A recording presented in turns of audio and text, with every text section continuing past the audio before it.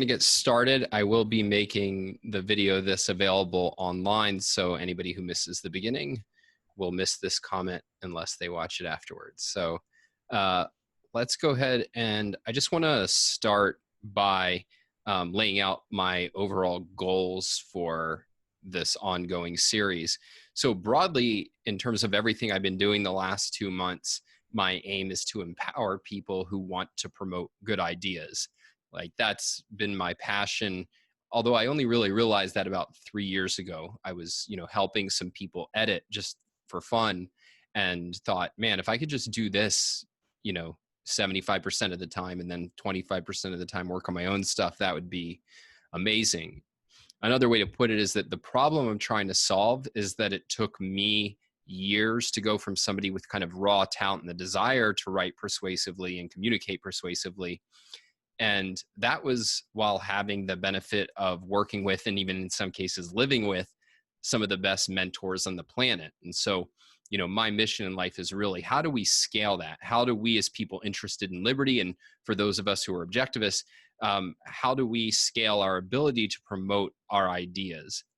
And, the first thing that I've been doing is that I just want to create as much content for free, top quality content that addresses these issues. But that, I don't think, fully solves the problem, which is that applying principles and skill sets is an art. It's a creative act, and it's an entrepreneurial act in many ways. And so I think that most people need personalized feedback to grow as quickly as possible. And, for those of you who are, and that's always been hard to replicate, like maybe you can go work someplace where you can get that, or you happen to be friends with somebody who's really good. But that hasn't really been widely available, outside of maybe an academic setting. But for those who are really serious about communications projects and who have a budget to devote to it, like I work with clients one-on-one, but it's not cheap. And in fact, I just hiked my prices a lot. Don't worry, existing clients, you are not affected.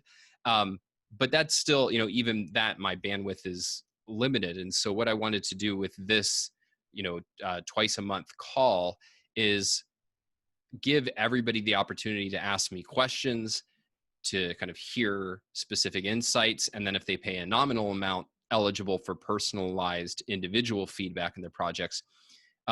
But I think even that, obviously is not super scalable, but I think allowing people to see me give individual feedback to others is hugely valuable. And I really want to encourage everybody to take advantage of that part of what we're going to do, both by submitting their work, but paying close attention when other people are getting feedback, because obviously that's not a project that's going to be directly applicable to you. But in many ways, I found that you can learn more from watching me give other people feedback, because you're not as invested in the project. It's much easier to take criticism when it's not directed at your work.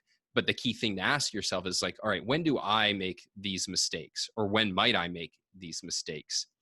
And so what I'm typically going to do is, the structure is usually going to be, I'm going to share some ideas that I think will be helpful, often based on questions or issues that arise from you guys or from my clients, or just from people I've interacted with over the years who are trying to learn these skill sets. Then I'm going to spend some time, if people have submitted any work for feedback, on giving feedback to specific projects. And for this, I'm really going to try to highlight issues that I think are of general interest. So I'm not going to delve into maybe like the nitty gritty of, their specific issue, but I'm going to try to bring to the surface some things that I think are very common when people are trying to engage in communication. And then we're going to end with open Q&As. And so I just want to say a quick word about Q&A. For each agenda item, after I get to a certain point, I'm going to open the floor to questions just on that agenda item. So like today, we're going to start with covering how to frame Black Lives Matter. And so if you have questions on that, then you'll have an opportunity to ask those. If you have questions on other topics, please save them for the open Q&A at the end. But for the open Q&A, I'm happy to talk about anything, like literally anything you want to ask. It doesn't have to be related to persuasion or communication. I might not be able to answer everything that you ask, but the floor will be totally open, because I think there's just a value in, you know, sometimes people don't really have a persuasion question, but there's a content issue in philosophy or in politics that is, you know, really that they're struggling with. And sometimes, you know, they just have a fun question that they want to throw my way. All of that's cool. A warning is, like, I'm making the videos of these public. So if for whatever reason you want to remain anonymous, but you want to ask a question or make a comment, you can do it in the chat box. And unless you request it, I won't, you know, name your name. And then you can always email me and request to remain anonymous, anything at don@donswriting.com, although I'm not going to check that during the meeting. So that's more, you know, in before an upcoming meeting. But this is part of my ruling principles, that I want everything I do to be available publicly. Because again, we're trying to scale the ability of people to learn these skill sets, because we are completely outnumbered, those of us who value freedom and who value reason. And so, like, we need to do everything within our power to make it as easy as possible for people to learn these ideas and learn how to communicate these ideas. You know, at some point I might even ask, or heck, who knows, require my one-on-one clients to make our sessions public. But for now, at least, everything aside from one-on-ones, I'm doing open to the public and making that available. So just keep that in mind. Then finally, a suggestion, which is, one thing that you might want to consider is turning this experience into content that you create. And so you could tweet about what you're learning, you know, tweet class notes, write blog posts about it. You know, just, you could even do like Instagrams of you watching it and saying something about it. And obviously that's helps me promote this, because I want it to reach a lot of people, but it also helps you because I want us to become content generating machines. Like, we should be producing a lot of stuff because there's a lot of stuff that needs to be said. So any questions on that from anyone before I go into covering our agenda and getting started on the issues? And let's see, I'm watching the chat right now, but you can also unmute yourself and speak up. All right, so agenda for today is, first I'm going to go into framing Black Lives Matter. Then I'm going to talk about an issue I call market feedback and how that can enhance your ability to create impactful content. Then I'm going to give feedback on a project that Mark Moses is working on, and then we'll have open Q&A. All right, so Black Lives Matter. So I want to stress, my purpose here is that many of the people that I've taught and that I've heard comment on, like, you know, they've learned from Alex Epstein, who developed a lot of the ideas that, you know, have taught me about persuasion, is this idea of framing, which I'll talk a little bit about, but I'm assuming if anybody's here, they've at least encountered this idea that we've talked about. And they can sense that it's very revolutionary and powerful, but it can be super hard to apply to new issues. And I've seen a lot of people struggle with it. And I frankly struggle with it for a long time.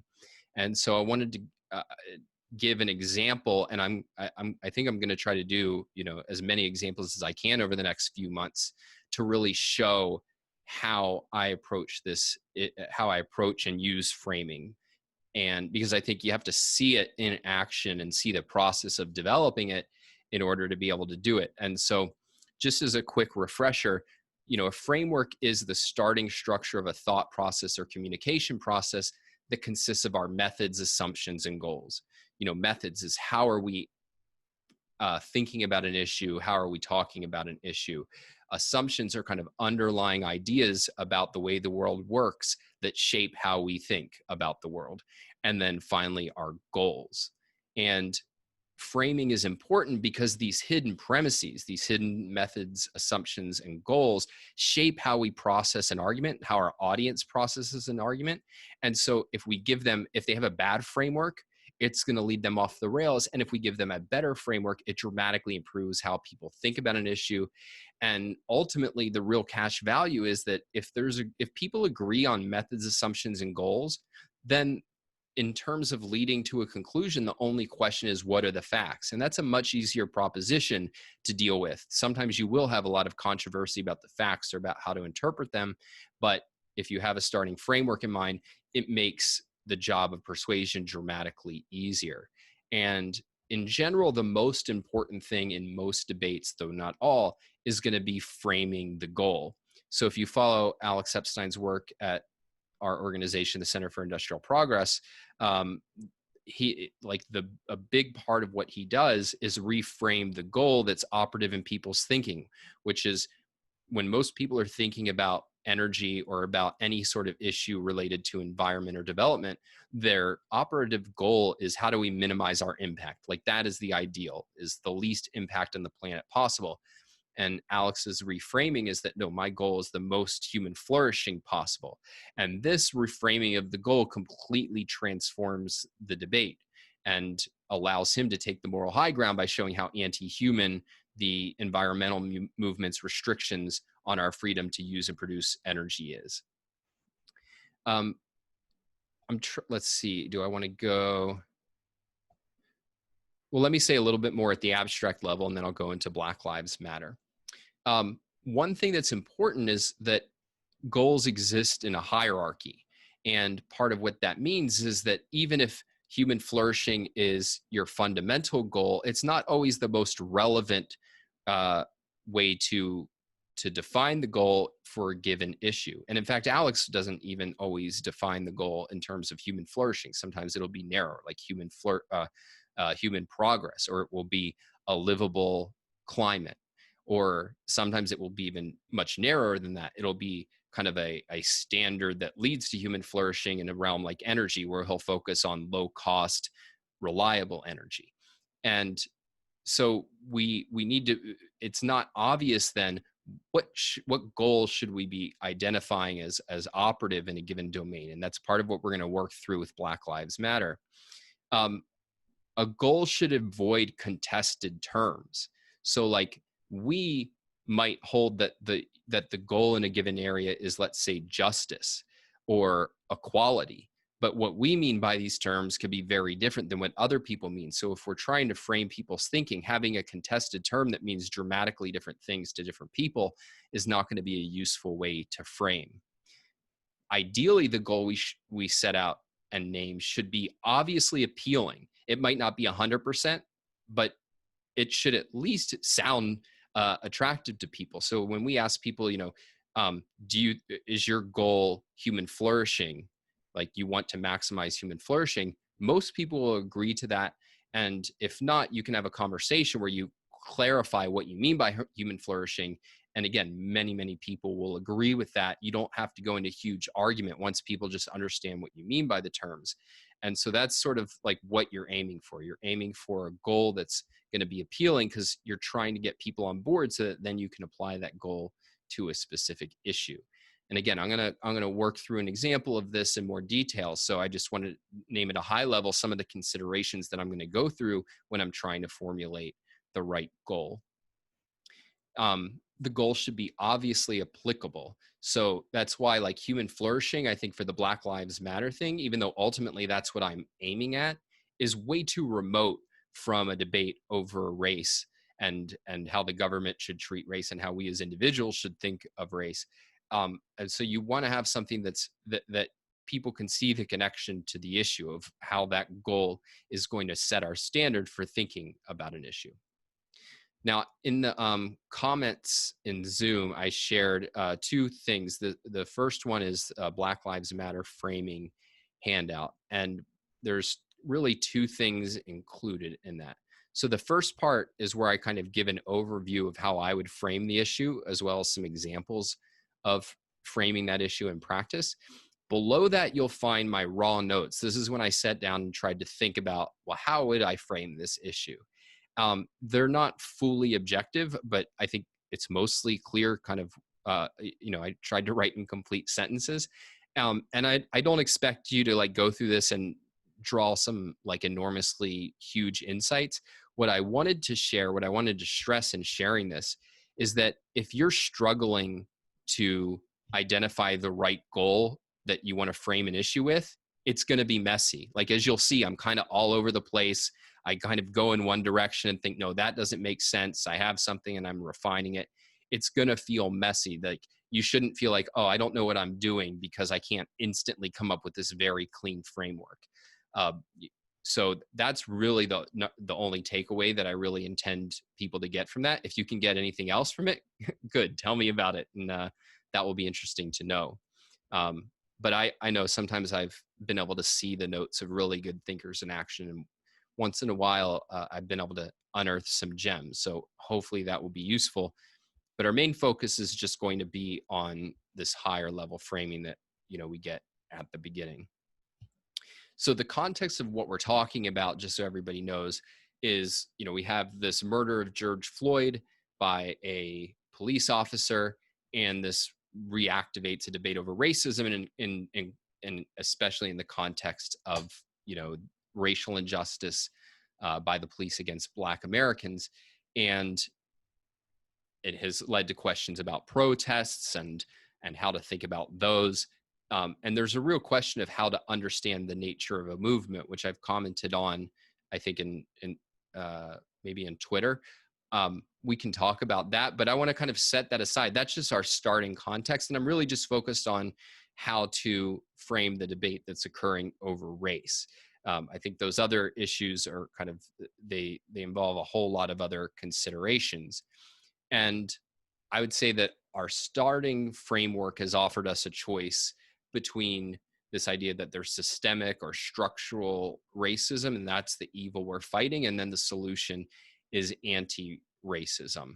And I'm just giving kind of one of the standard definitions of anti-racism, where it's defined here by: anti-racism is the active process of identifying and eliminating racism by changing systems, organizational structures, policies, practices, and attitudes so that power is redistributed and shared equitably. And I think your first thought should be, well, that's pretty vague. And it's deliberately vague in my view. But one thing we're really going to cash in on is that power is redistributed and shared equitably, because I think this gives a key to how people are thinking about racism that we have to be able to challenge when we frame the issue. We have to be able to bring it to the surface and distance ourselves from it, or otherwise it's going to completely distort people's ability to process our arguments. So then I give my framework, which is pretty simply that, well, my goal is that we judge people not by the color of their skin, but by their choices and character without regard for color. And you can see that this is echoing, with a slight modification, Martin Luther King's statement. I think that's one reason that it's important, is it's a familiar phrase that still has a lot of cash in the culture. And I think that makes it more likely that a person is going to agree with that yeah, that makes sense. That's the right way to behave, is that we shouldn't judge people by the color of their skin. Now, a couple things to notice about this way of framing. Notice that I don't use the concept of race. And I think one reason why is that it's not even clearly a legitimate concept. And so, like, if you can distance yourself from illegitimate concepts, or at least concepts that you're not very clear that they're legitimate, like that's a very good thing to do. And then the second thing is that it's coming from an individualist premise. This is how I as an individual should govern myself in the world towards other individuals. And since we're in a realm of justice, we want to be thinking in terms of individuals acting with regards to other individuals, even if it's interacting with a group or organization. You still want to be thinking in individual terms. I want to get people out of this idea of one group treating a different group another way, because even accepting this framework that we are these kind of competing groups who potentially have conflicting interests is a wrong way to think about it, that I want to get rid of right at the beginning, or at least set the groundwork for getting rid of. The one modification that I made to King, by the way, is that I have it as choices in character instead of character. And that's because if you're thinking about justice, it's not limited to character. In fact, justice isn't even limited to moral issues, but so I wanted to get in choices and character. And I'm trying to remember, if you look at Ayn Rand's article on racism, If I recall correctly, that's how she formulates the issue too, as choices and character. It might be action and character, but I think that's just a really important, it's a small detail in many ways, but it's important. And part of what choices emphasizes, again, is the issue of the individual making choices, whereas even character, I think, is not as clearly an issue of choice for most people. So we're doing a lot of work, and by having a lot of these subtleties built into the goal, but built in a way that's very easy to take in, and very what would you say, should resonate with the people that we're talking to.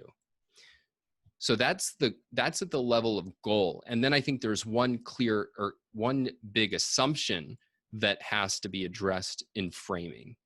And so if you looked at that definition of systemic racism versus anti-racism, the assumption is that we should have equal outcomes, that different racial groups we should see equal outcomes in, they put it as power, but that's including economic power, political power, representation. Wherever we look, we should expect equal outcomes. And if we don't, that's proof, or at least strong evidence, of unfair treatment. And that what we should be striving for is these equal outcomes.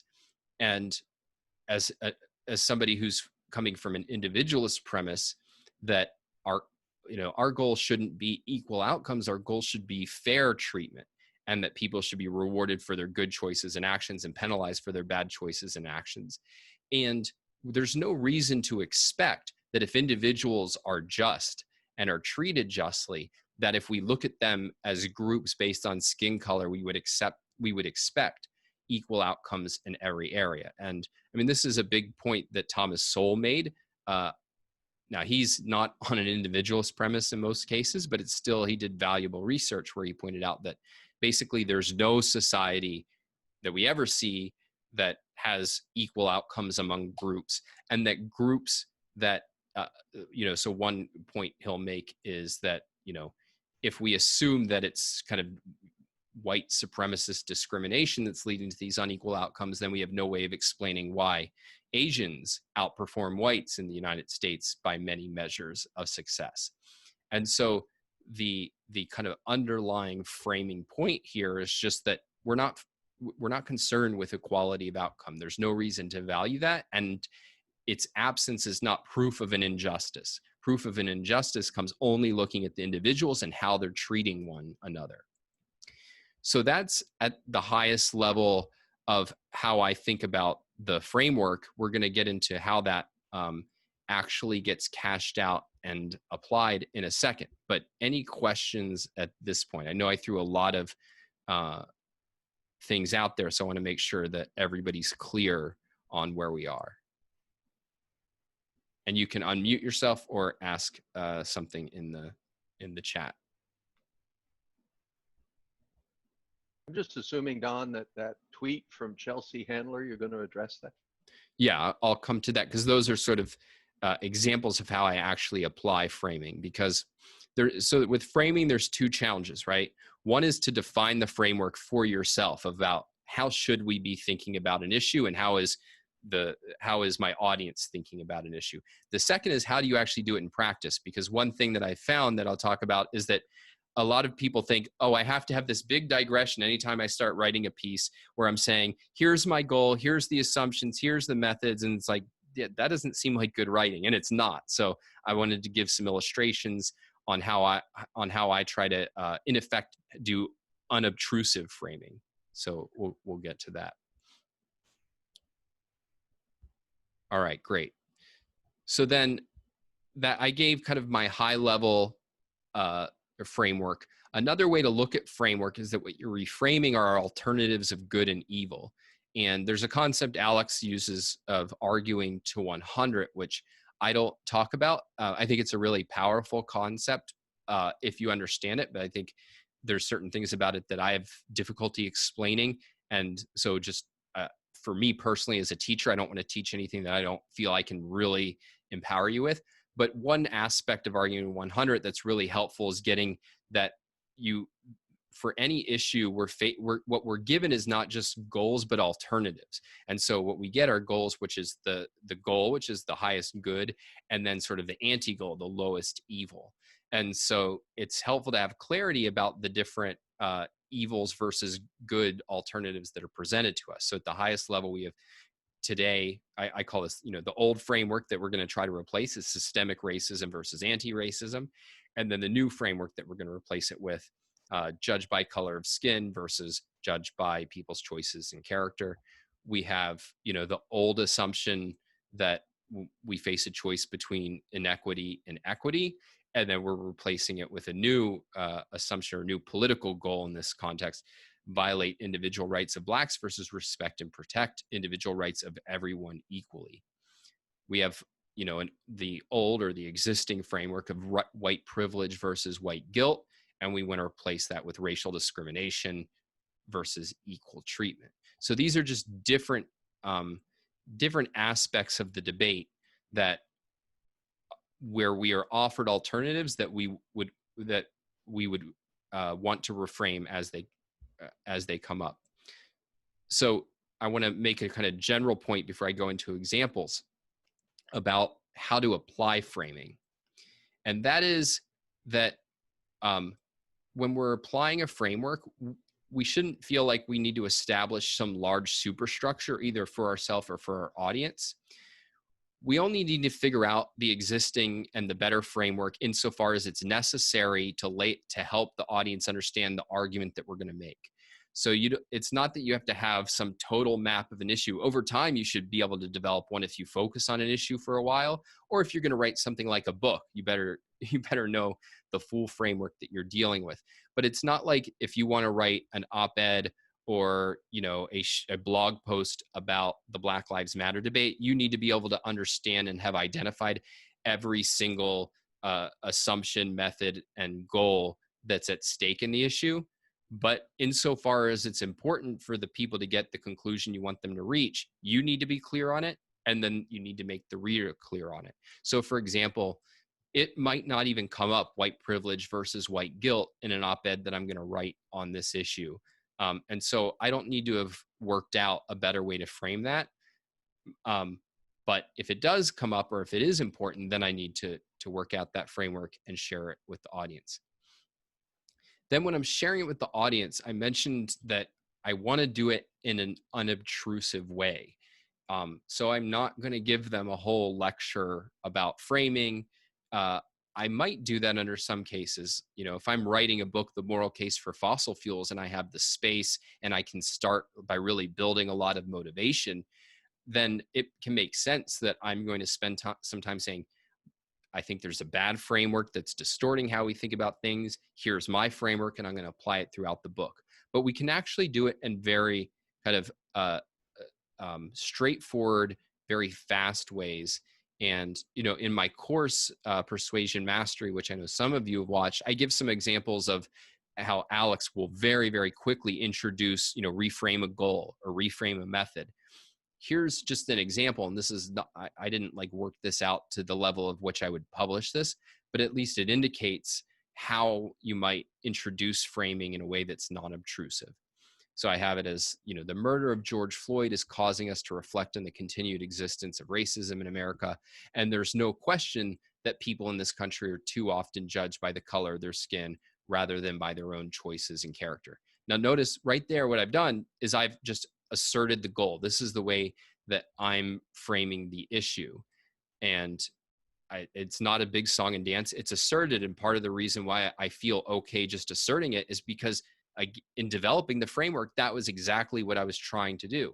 I was trying to come up with a goal that if I asserted it, I think would get buy-in from most readers.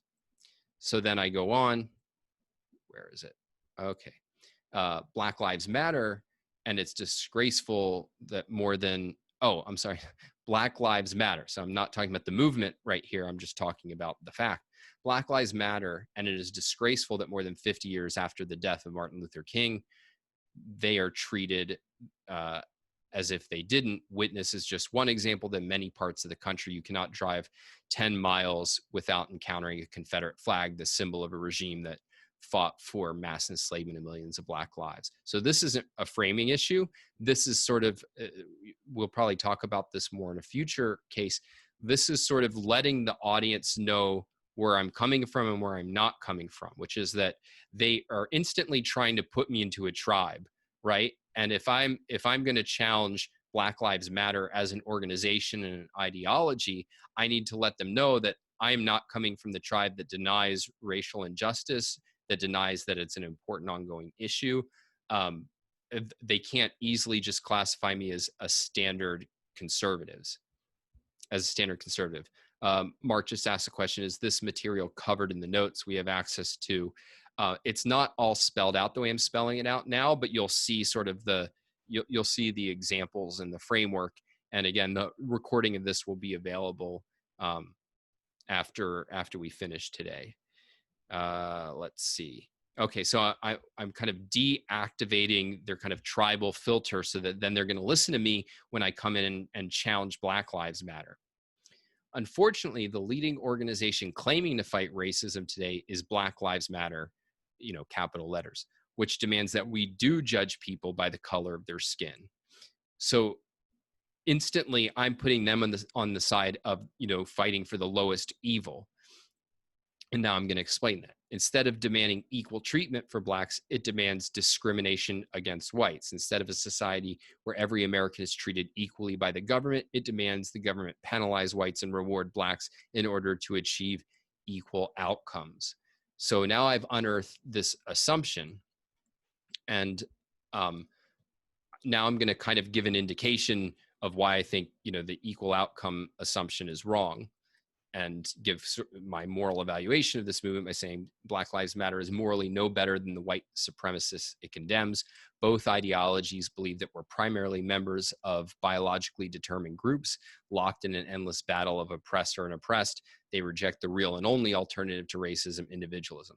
So again, this isn't exactly how I'd write it, but what I wanted to illustrate was that you can introduce a framework in a very organic, natural way, and in a way that doesn't feel like I'm setting up something that you just have to wade through in order to get to the real meat of the argument. Like, it should feel like you're just reading an article.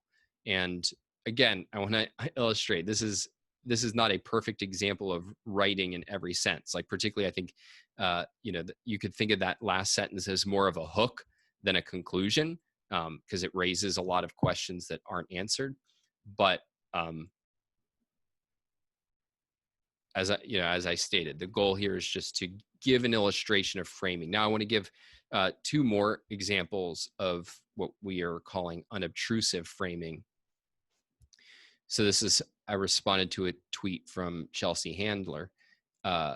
She says, if you get defensive when someone explains white privilege to you, then you suffer from not knowing enough yet. There's no shame in that, but there is a lot of shame in denying the oppression of Black people in order to serve whiteness better in this country. And I say, many of the things grouped under white privilege are real, but belong under the concept of racial injustice. Focusing on white privilege moves the blame from those committing the injustice to those allegedly benefiting from it. And the thing is, none of us actually benefit from an injustice. So I'm reframing how to think about white privilege, and part of the way that I'm doing it is I'm acknowledging the legitimate part of what makes it plausible to people, that there is a phenomenon of people being treated better and worse because of their race.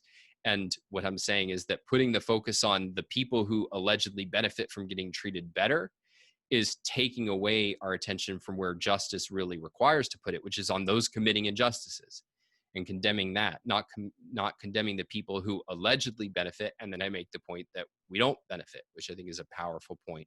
Although it's a tweet, it would really have to be expanded on for clarity. But part of what you're doing in tweets is you want to make an intriguing point that kind of makes people open their eyes a little bit. And that's a whole discussion of the art of tweeting that maybe someday we'll do. But I don't know how many of you are on Twitter or give a damn about what happens on Twitter.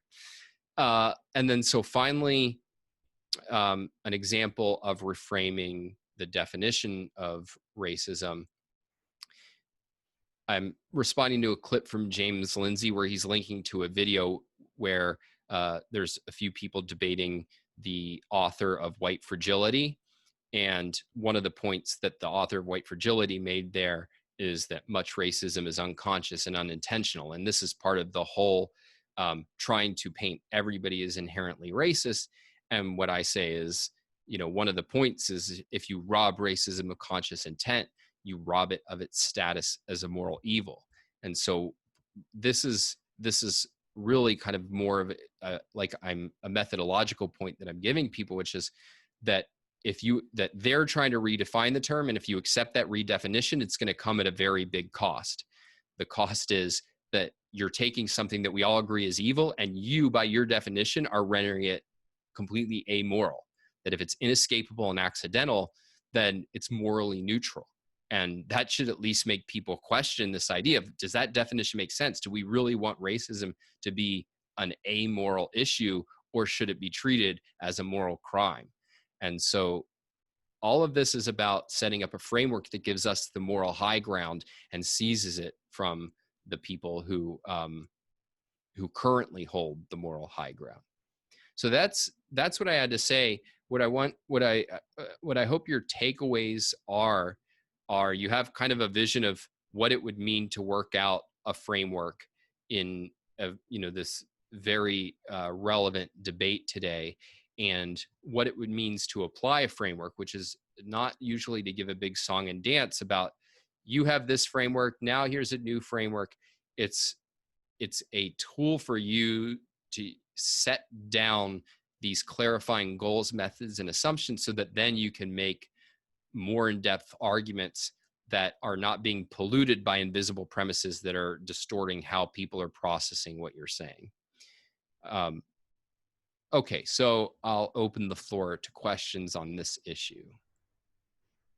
Yeah, Don. What I think is really great about this is if you had just gone straight to your Black Lives Matter is morally no better than the white supremacists, it would be disastrous, right, in terms of communication and yeah, they'd have you linked to people trying to save the Confederate flag and have you pigeonholed and all that. So yeah, I mean part of the way I think of this a bit is, okay, I understand where I stand on this. You look at where they're coming from in terms of context and kind of what they've read and what they've been exposed to, and you provide enough of a link to walk them through to where all of a sudden they're ready for what you have to say, because you've shed some of these other things that would otherwise disrupt or derail the conversation.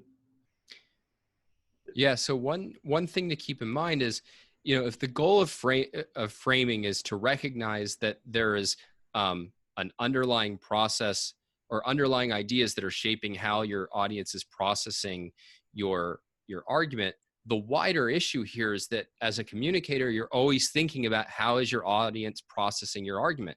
And Right. One thing that they're processing it through, particularly today, is what team are you on?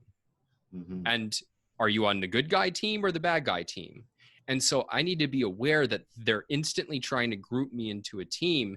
And if I don't want to be grouped into that team, or if I think that associates me with ideas that I disagree with, I know that I need to address that. And then you have to figure out, all right, when do I need to address it? And I know I need to address it before I say anything critical of Black Lives Matter, because if I've done that without laying the right groundwork, I'm instantly dismissed, understandably so. And so you have to think, all right.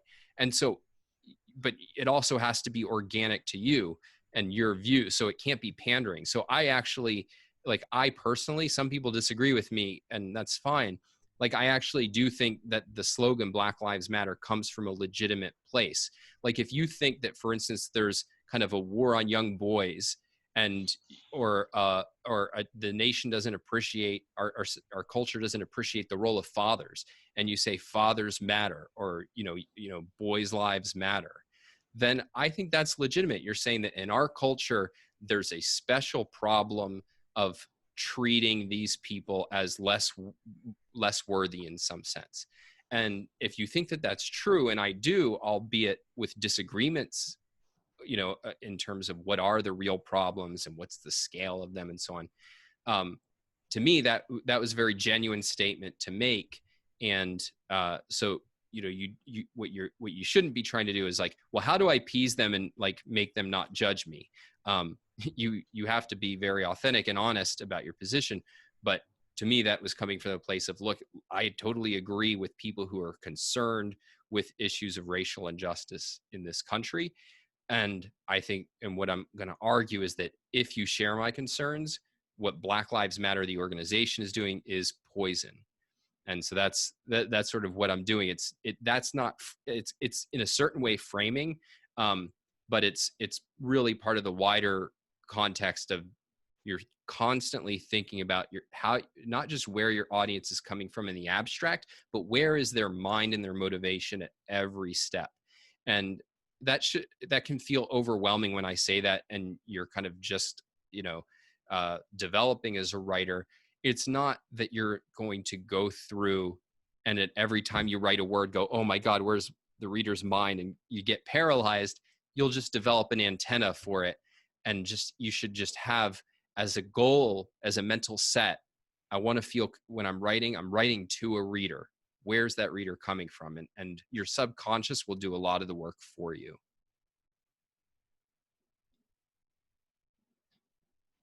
I'm wondering, when you're speaking, Don, if you deliberately leave some of those refinements open and wait for feedback. In writing, you can't, because it goes out there and you don't know. Does that kind of make sense? Or so do you have in mind like conversation or more like public speaking? What sort of context do you with the opportunity for questions? Mm-hmm. But kind of like you're doing now, well, not now it's a class, but if you were addressing a group that would then, say, a high school class, mm-hmm. and they're going to come back, to deliberately leave some of those questions open and see if they come up and address them then. And then I guess my question is, if you were to do that, is there some hierarchy that I don't deliberately do it that way exactly, but part of what you're doing when you're speaking is you're discovering new areas that in writing you'll have wanted to have identified as, okay, this is where their mind's going to be and this is what they're going to say. I'm going to try to do that in speaking, but first of all, I speak primarily extemporaneously. So I am getting some feedback from the audience as I go along.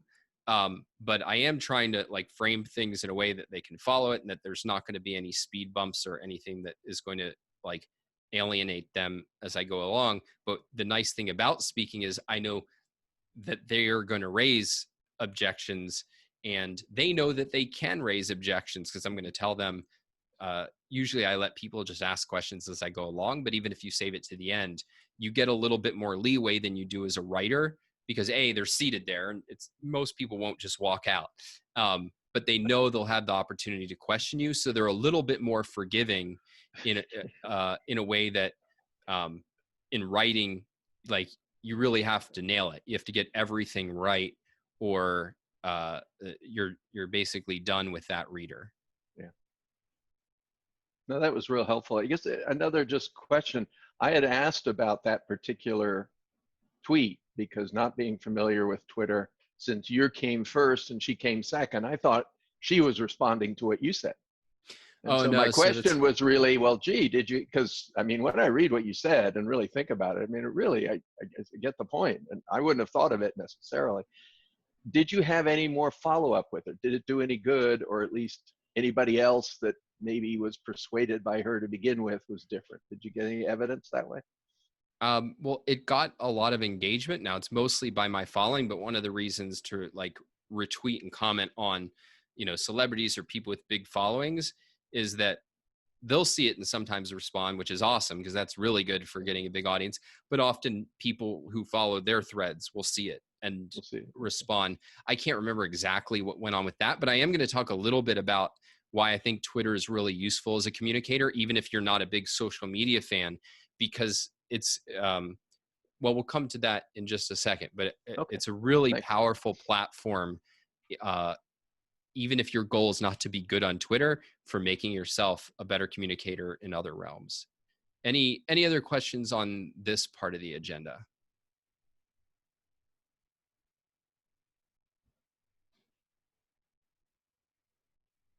Awesome. Well, if anything else occurs to you, we'll have the open Q&A. Those are great questions, guys. So I want to then talk briefly about what I call leveraging market feedback. And so I've become a very big fan of testing material and then scaling it. And a lot of the two ways that I've been doing this are on Twitter and in personal conversations. And so one of the things I've been doing is I'll just throughout the day go on Twitter and either respond to people or just say short, kind of punchy things that I think are interesting insights or kind of good formulations or new arguments that I've thought of. And you'll instantly see, okay, this people virtually ignored. This one was completely misinterpreted from what I thought I meant. You'll see some just get tons of excitement and engagement. And what that becomes then is an idea of like, oh, here's an idea that really resonates and is being taken the way that I want it to be taken. I'm going to use that. I'm going to build an article around that. I'm just going to keep it in my arsenal for where I'm giving interviews. I'm going to, turn it into video content. Twitter's a really good place to kind of get that, like, this is an idea that if I expanded on it right, will really has the potential to resonate with an audience. And it's the same in personal conversation. One of the things that happened to me in the last week or so is I had a conversation with a young writer who I've mentored for a few years now. And he, he's doing like virtually everything right. I talked about this in my newsletter. He was doing everything to learn the art of writing and publishing professionally, but he wasn't building his own platform. And so I just became very big on this idea of like, dude, you need to do this yesterday. Like, this is the most important thing. 3 years from now, if you start today, you'll have your own audience that then you can, you don't have to work for anybody if you don't want to. And if you do work for somebody, you'll be more valuable because you'll have a following that cares about your work and will promote your work and is going to, engage with your ideas. And he got really excited. And part of what I realized was that this wasn't just a point about the need to start yesterday. It was that a lot of the value that I need to offer to people who are engaging in communication is not just strategies, tactics, the ideas that will make them better persuaders, but writing or communicating or being an activist requires a lot of motivation. And so insofar as you can help people unlock that motivation, get them fired up, get them excited, that's a big part of the service that I need to be offering if my goal really is to create a bigger, badder, more impactful liberty movement. Like, people want to be inspired to take action. And so insofar as that's something that I'm good at, and I'm very good at it one-on-one, I want to bring that out in my writing. I don't want it to be empty motivation. I want it to be tied to really useful advice, really powerful content.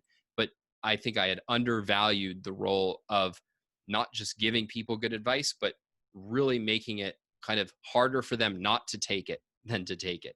And but what I wanted to stress here is that what this led was I wrote, a newsletter item about this idea of act yesterday, not tomorrow. And so that became a new piece of content, and that got the most response of any newsletter I've sent out so far. I got more engagement, more excitement, more, encouragement from people from that than the kind of more sophisticated insights that I've shared about persuasion. And so it was an idea of, oh, here's more market feedback that I'm on the right track. I'm creating something that my audience finds valuable. And then I was able to widen it to, oh, I need to be having this as part of my checklist for how can I serve my audience the best. One part of it is getting them inspired to take action. So what I just wanted to throw out there for you guys is, as you're thinking about communicating, look for opportunities for market feedback, whether it's personal conversation, Twitter, it can be anything where you can do basically a small test. I mean, sometimes I'll just, run an idea by my wife, and she is a really great radar for how it will be perceived. I was at CIP, we were trying to come up with a particular business idea for one of our clients, and I thought I'd come up with a really clever idea that I can't give the details of, but as soon as I threw it to her, and everybody in the meeting thought it was a great idea, and as soon as I threw it to her, she's like, yeah, but people will take it in a completely different way. And as soon as she said how people would interpret this idea, it was clear it was a dumb idea. And in fact, by the time I came back to the group, 3 other people in the group had kind of like realized, oh, there's this big hole in it. So it's, it was better to test it with my wife than it was to put it out there in the world and, have a client embarrass themselves. So look for opportunities to test. You'll just save so much time and you'll learn a lot. So any questions on that?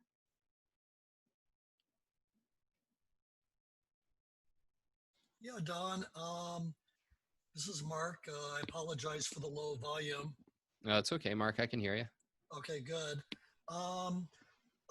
If I go on Twitter and start an account, that means that I have to start getting followers. If I don't, how would I get followers? How do I start this whole thing? Well, that's worthy of. I'm actually thinking of creating a course that will cover that, among other things, like how do you actually build a platform and a following and things. But the nice thing about Twitter is that unlike something like Facebook, you don't have to have any followers in order to gain access to an audience. That is, you can just be responding to other people's threads and they will see it, and the authors or the people who follow them will respond. And that's actually going to be one of the main ways you're going to grow your audience, is if you're saying valuable things in conversations that are already taking place that people are reading, some number of them will follow you. And then if you have like a Facebook account, like one of the ways I had closed, I used to have, I don't know, I forget, between 5,000 and 10,000 Twitter followers. And then 2-3 years ago, I just got rid of my account because it was becoming a distraction at that time. And I mean, now I regret it because now I'm trying to build from zero, but I quickly got a few hundred just from posting on Facebook. Hey guys, I'm on Twitter. But it's really by being valuable and interesting in other people's threads that you'll build an audience, but you don't need to build an audience in order to get the value that I'm talking about out of it. It helps, but it's not necessary. Okay, thank you. And then you can always just ping me. I'm at Don's Writing, and I'll be happy to be your first follower. Okay, I'll hold you to that. All right. Somebody mentioned, Harry, Toastmasters is a good training resource. Yeah, totally agree with that. The one thing I found, and I think each group is different, but I did go to one Toastmasters. I had already done a little public speaking at that time. And the thing I found is that they're very encouraging. It's a great place to kind of build your confidence and learn things. But you won't get as much critical feedback as you'll want in order to really sharpen your skill set. And that's, at least that was my experience. Like my experience was I was frustrated because they were too kind. But it's certainly a great, I'm very pro Toastmasters, taking into context any limitations. Let's see.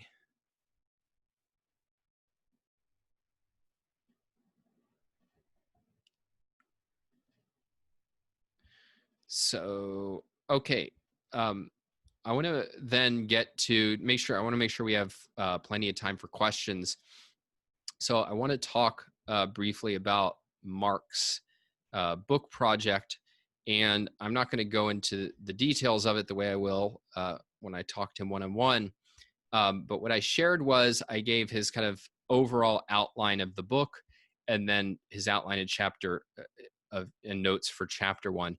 And if you haven't read it, which is probably likely since I just shared it at the beginning of this meeting, that's totally okay.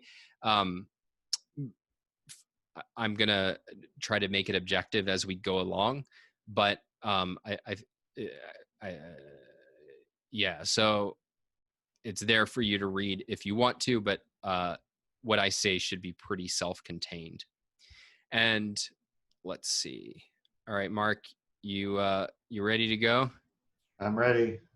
All right. So first of all, thank you very much for giving me permission to share this with the group. I think it's courageous, and I like anybody who is willing to share their stuff, I think deserves admiration for that, because even if you're a pro writer, your raw material is your raw material. And, to most people are very afraid to share it even with a single editor, let alone with a group. Now, I think this group, we're on your side. Like, we all are here to get better, myself included.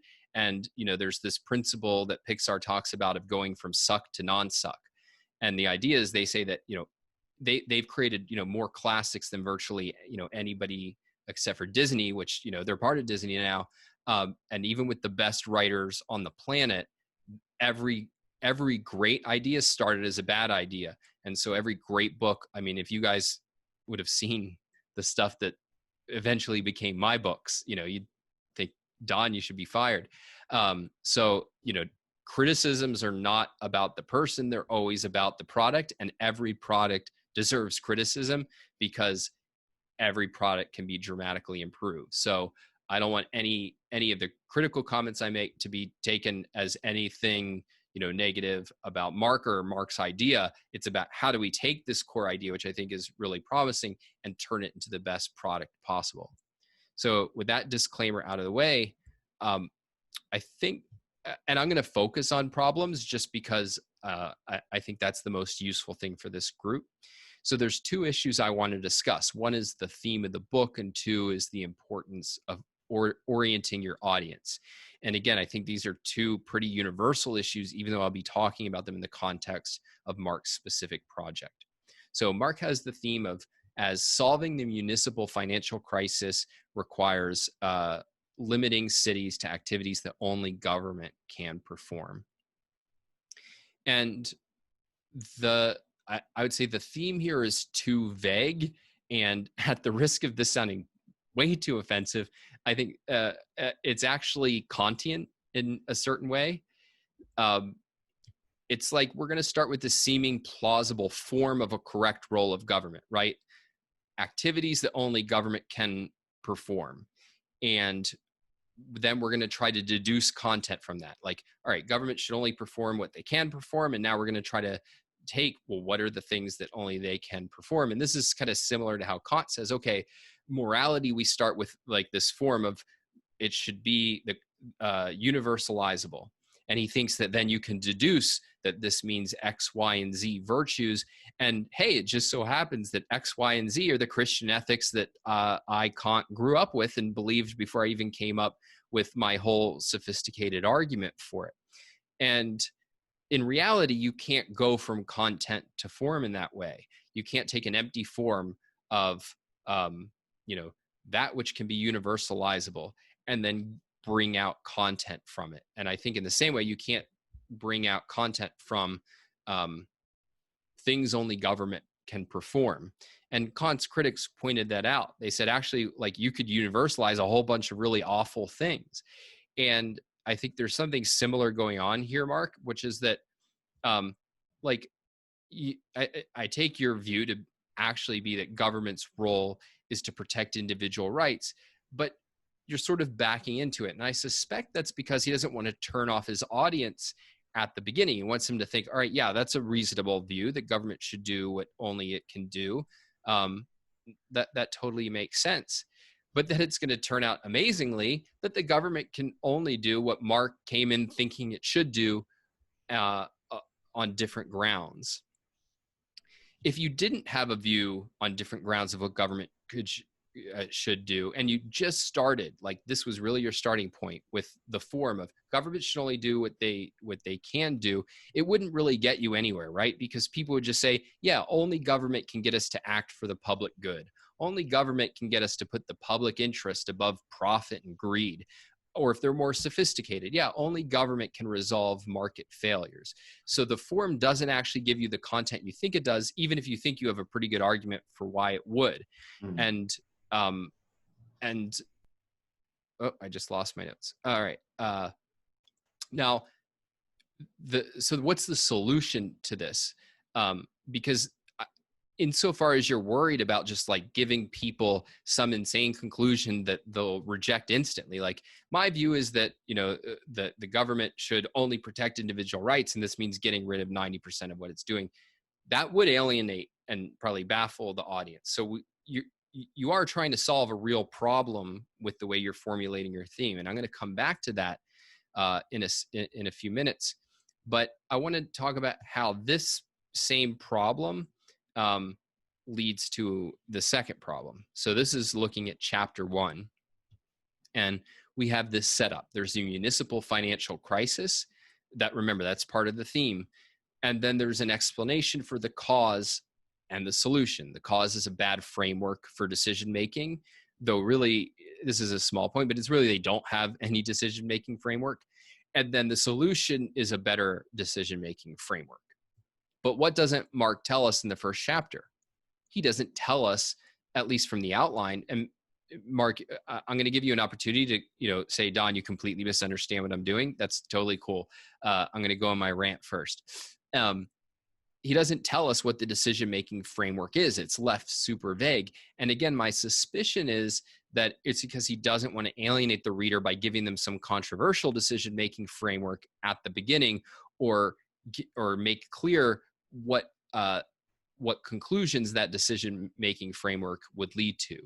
But that's a real problem if that's how you're starting your first chapter, because you know, there's an old saying in speaking that you need to tell the audience what you're going to tell them, then you tell them, and then you remind them what you told them. Now, I actually think that's it leads to really boring speeches, but it is legitimate to have some mystery. But what is true is that you have to orient an audience. They need a sense of where you're going, because that's what allows them to process what you're saying. This is really the most important point I want to make about Mark's piece, is that you have to orient the reader, or they won't be able to process what you're saying. And let me give an example. I'm half stealing this from Leonard Peikoff's Objective Communication, where he talks about context. And he says, like, you walk into a lecture and you have no idea who the speaker is or what the topic is, and all you hear him say is, nothing is more important than the right to life. And the person next to you says, exactly, don't you agree?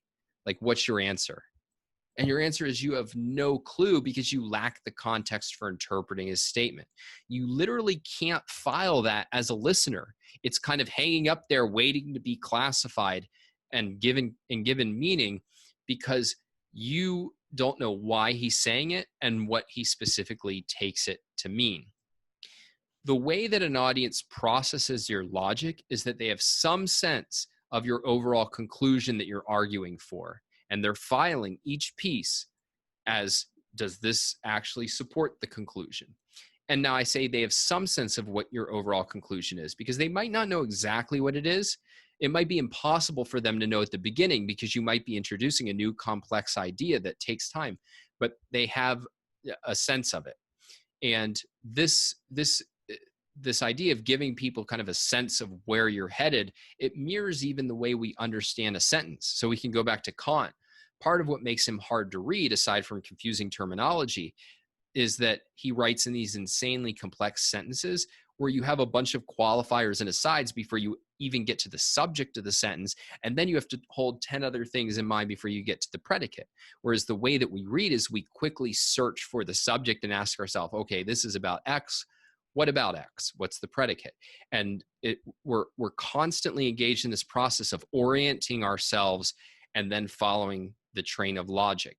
And so this is true for a sentence, and it's true for the piece as a whole. So when you're communicating, you very quickly need to establish two things. This is my subject. This is what I'm talking about. And this is what I'm going to say about it. And again, it doesn't need to be your full conclusion, but it needs to indicate your full conclusion so that the reader can process the argument. So let's assume that, you know, Mark is holding back his specific conclusion. The government's only function is to protect rights because it's too controversial, or that they couldn't even understand what that means, which I don't think they could at the beginning. How might we deal with this problem? How can we indicate where we're going, where we're headed in a way that is clarifying but not alienating? So first of all, let's say a word about the theme. A theme generally is written for the author, not the reader. It's what you have to have in mind as your organizing principle for every decision you make about your outline and about the execution of the outline that is your draft and your edited piece. So it is totally okay to have a theme that, if you stated it to someone, would be alienating or baffling if they just heard it cold, as long as it's super clear to you and you can make it objective and clear to the reader by the end of it. Like, a theme is your tool. And so it doesn't have to be limited by what would be appealing to the reader. So what if we had something like this? Solving the municipal financial crisis requires limiting cities to protecting individual rights. I'm curious, and not Mark, because we've sort of discussed this a little bit before, but there's a huge problem with that. I'll repeat it, but I want you to think what the problem is with this theme. Solving the municipal financial crisis requires limiting cities to protecting individual rights. And again, this is my theme. This is not Mark, so he does not get hammered for this. But anybody see the problem with that theme?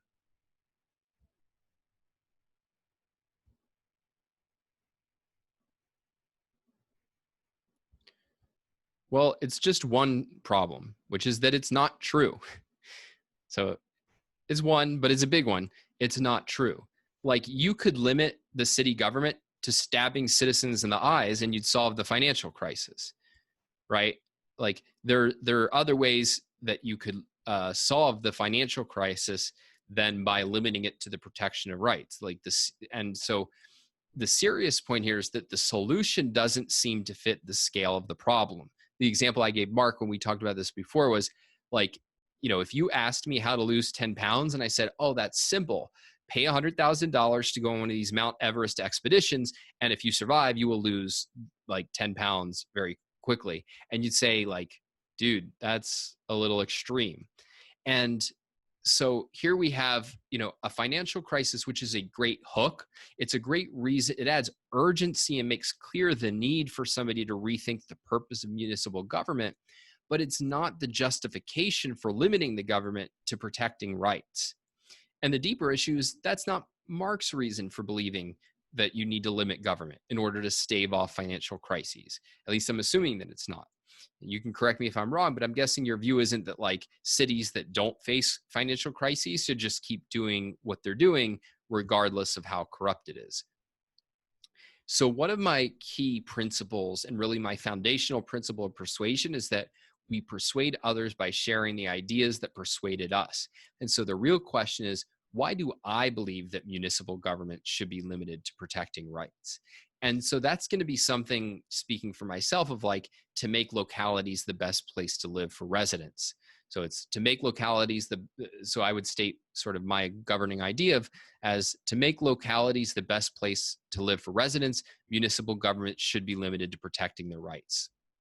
And I want to pause here and say, this might not be the book Mark wants to write, and that's totally cool. Like, he might genuinely be interested in solving the problem of financial crises, and in which case it would be part of the theme, but then he would need to think of a way to delimit the work, right? Like, he might decide, okay, I believe individual rights is the governing principle, but I really want to just give cities advice for how to fix their financial problems from my perspective. And so I might say, okay, here's the top 3 things municipal governments do that they shouldn't do, that's responsible for 80% of their financial problems. So I'm going to write a book explaining why they shouldn't do those things. And like, there's any number of books you can write. So I'm not suggesting that the only book that you could write if you believe in liberty is that that to flourish, we need, municipal governments to be limited to protecting rights. I'm just giving this as an example of that's a theme that would represent my actual view. And what I want to talk about is, if that was my theme, how would I be able to deal with the problem that I think Mark is struggling with? And if he's not, a lot of us struggle with, which is, how do we orient the reader when we have a controversial conclusion without alienating them? So do you guys see the problem here? It's that we need to orient the reader. They need to have a sense of what we're arguing for, but we don't want to alienate them by saying like, well, hey, we're basically going to transform, the government in a way that you starting out think is crazy or at least bizarre. Like, how do we resolve that problem? And that's really what I want to hammer home, because it's something that you will often struggle with if you have radical ideas, and yet is really important to doing well. So let's just take as our assumption that our theme is going to be to make localities the best place to live for residents. Municipal governments should be limited to protecting their rights. And so, like Mark, in chapter 1, I'm going to explain how there's this fiscal crisis. It's my hook. It's what is going to get the readers interested. That's not the thematic problem I'm solving, but it's something that grabs their attention, is going to get them to question how we're running municipal governments. So there's this fiscal crisis, and I'm going to show how it emerges from having no framework for decision making. And I think what Mark has there, I think, gets at this and is fine for an outline. And then I'll follow him even further, and I'll say, like, we need a framework. And above all, but what I'm going to do is say it's a framework that limits the scope of what municipal governments do. And now I'm going to get to orienting the reader by indicating my answer to what should municipal governments do. Now, I'm not going to say, well, they should do nothing but protect rights. And one reason is that readers will just have no clue what that means. You can't even, particularly today, just assume that people have like a warm, fuzzy feeling about rights because of the Declaration of Independence. That really has almost no content for them.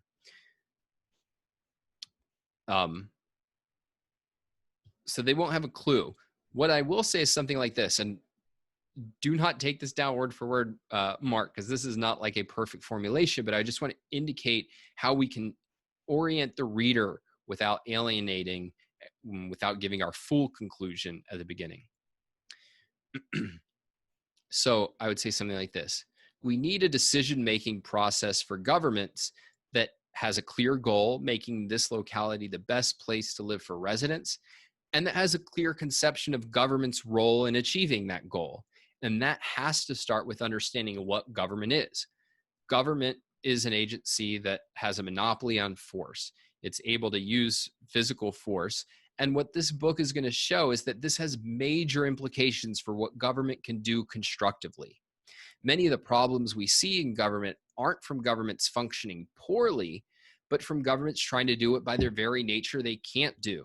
Just as we need doctors, but it would be a disaster to ask doctors to operate on airplanes, we need governments, but it's a disaster to ask them to do things that they're not designed to achieve.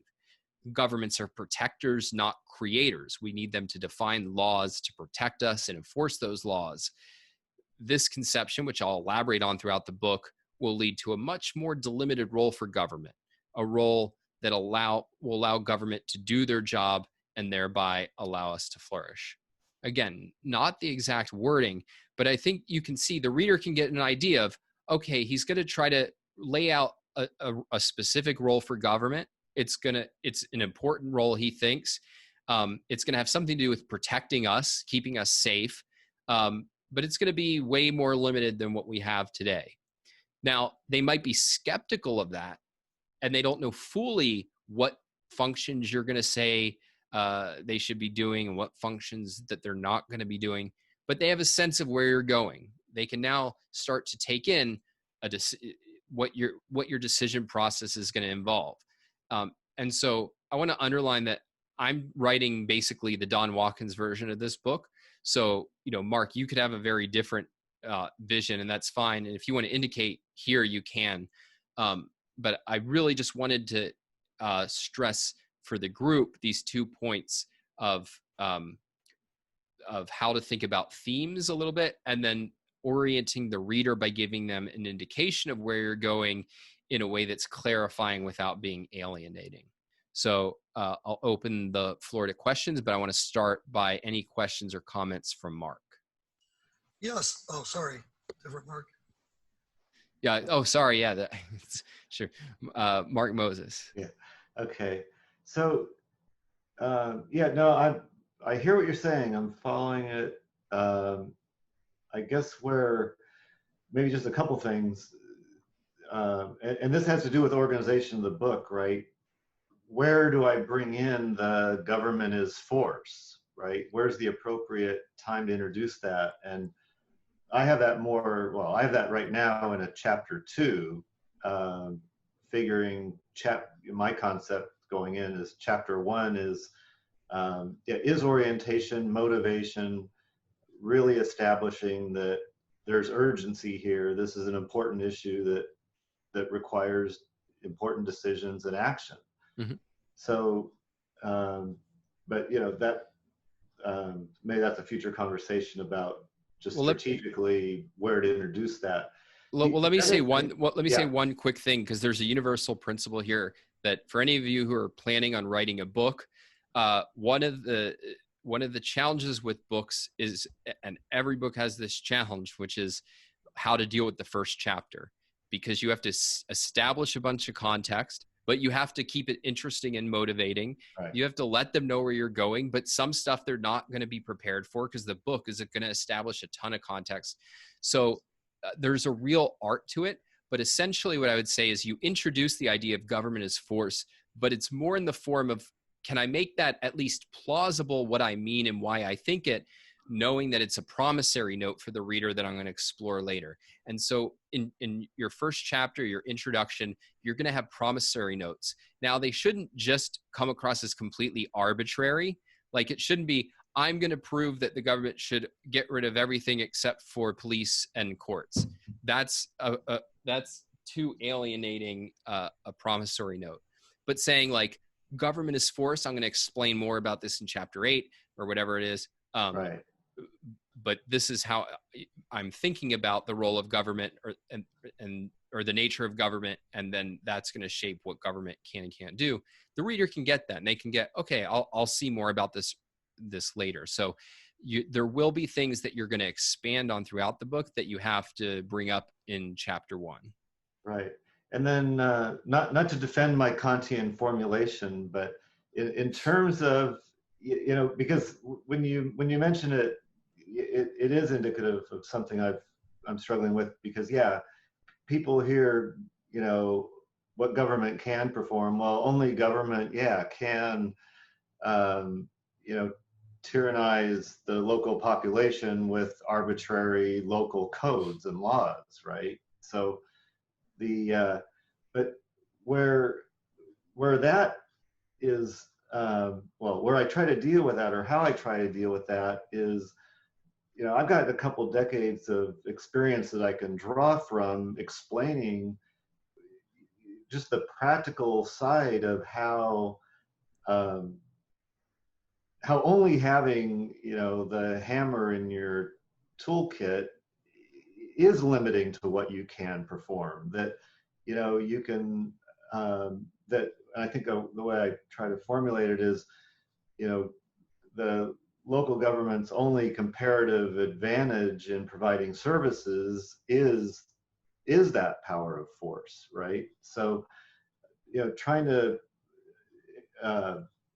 carve out that there's a difference in kind between a commercial activity that's voluntary and the way government does business. And it's hard to pull apart. I've struggled with this and worked on this a long time, because it sounds pretty innocuous, like, oh, well, government providing a recreation service, that sounds pretty innocent. And well, they charge fees for it, and maybe they're subsidized to some extent, but it's really on the margins, how innocent is that? But the way I establish how that's just doomed in the long run is, first of all, where governments explicitly come from in terms of their missions. We talked about this a little bit. The missions to maximize services to residents, and so they're on a premise of they've got to do more. No one gets elected on any other platform other than something they're going to add to the pot. And so I look at that as a prescription for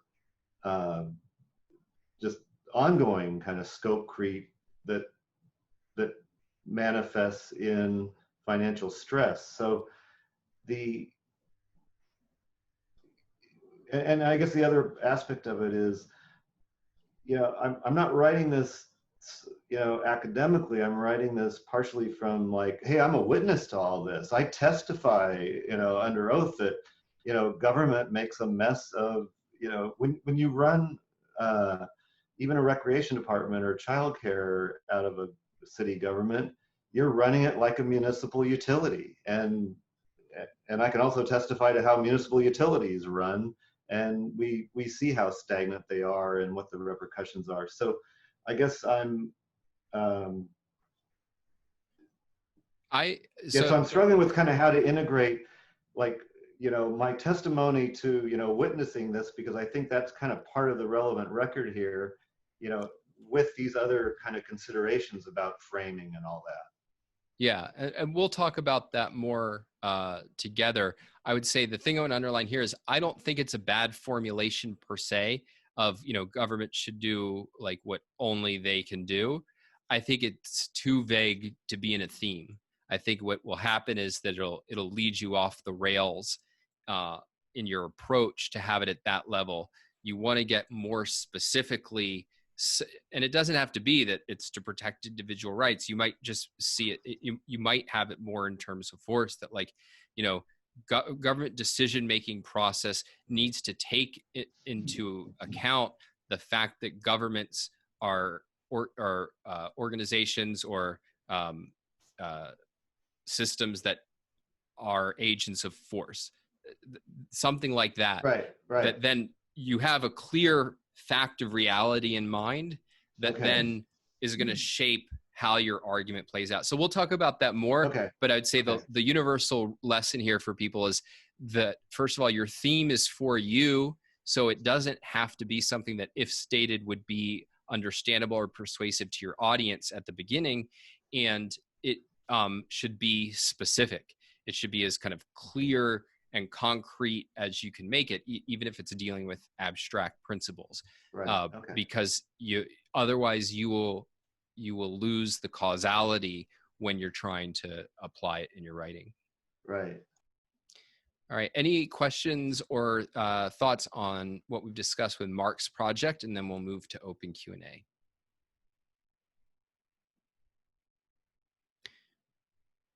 I'm curious if anybody found that helpful going through it, or if they found that it's too hard. I see the other Mark has his hand raised. I forgot about the hand raising function. So if that's been up for a long time, I apologize. Go ahead, Mark. Let me look at my notes and try to remember what I was going to say. I think you were identifying or stating what the theme should be. Where the purpose of government should not be to create, but protect. I forget the full statement, but the first part had to do with not creating. And you also said that a theme statement should not alienate people, your audience. So I can see right off the bat how that kind of a statement, might alienate those people within your audience who are, let's say, pragmatists or progressives or whoever, who think that one of government's main job is to solve problems. And they do that by creating policies, to assist their communities. So yeah, I'm glad you raised that. So we have to be clear on the issue of an audience feeling alienated versus an audience disagreeing or being skeptical. So it would be alienating if I wrote that and expected the audience to agree with me, or treated that as obviously true, or as something that I expected them to disagree with without question. Whereas because we're dealing with the first chapter of a book, you're giving a lot of promissory notes, and so you would want to formulate it in a way that would make it clear, like, these are things that I'm going to establish and argue for. And so it's totally legitimate if the reader thinks, yeah, I disagree with that, as long as he doesn't think, or she doesn't think, that the author expects me to agree at this point. So let me contrast that with what would be alienating, which is that, like, the liberals think that government should just be taking care of everybody, but the government's too powerful and screwing everything up. We need to figure out how to get the government back into its cage, right? Like that's an over the top example, although you read a lot of that stuff, right? Like we see that a ton in the culture, where it's assuming agreement, it's assuming that I'm already on the same page or on the same team as the author. But it's totally legitimate for an author to raise things that this is what I believe, that I've come, and what I would really encourage Mark to be doing in his first chapter, and he indicated this is part of how he's thinking about writing the book, is oftentimes you're going to use what Alex and I will talk about as opinion stories.